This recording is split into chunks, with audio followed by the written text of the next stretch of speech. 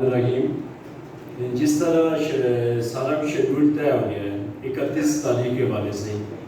اب آزاد کشمیر کو اس کو آہستہ آہستہ ہم آزاد کشمیر تک لے کے جائیں گے۔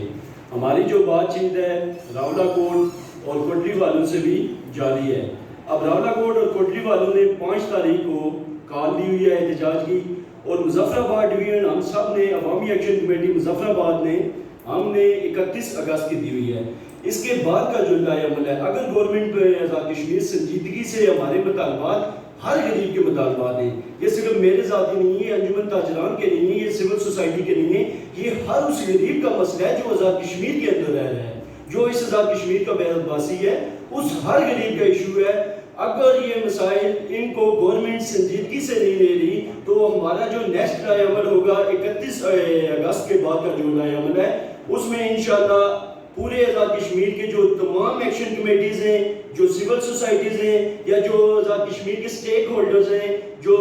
کونسلر حضرات ہیں، عوامی نمائندے ہیں جن کو ہم نے منتخب کیا ہے، ان سے ہم انشاءاللہ انجمن تاجران اور مظفر آباد ایکشن کمیٹی کی ان کے سب کو ساتھ لے کر ان سے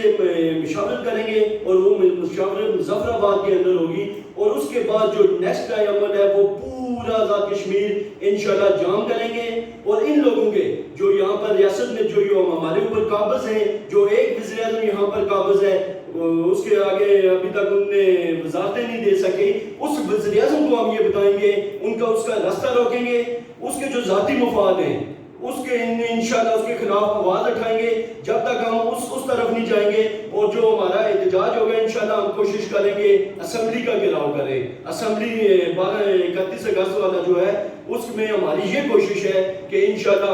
ہم ڈویژن مظفر آباد جام کر کے اسمبلی کا گھیراؤ کریں گے۔ جب تک ہم اسمبلی کی طرف نہیں جائیں گے، یہ عوام یہ لوگ ہمیں اسی طرح لوٹتے رہیں گے کہ اب بہت زیادہ ہو چکا ہے۔ انشاءاللہ اس کے خلاف ہم سب ایک ہیں، وہ اسٹوڈنٹ، وہ تاجران، وہ تمام سول سوسائٹی، وہ وکلاء، تمام ایک پلیٹ فارم پر ہیں، اور ڈویژن مظفر آباد کا وہ پلیٹ فارم عوامی ایکشن کمیٹی مظفر آباد کے نام سے ہے۔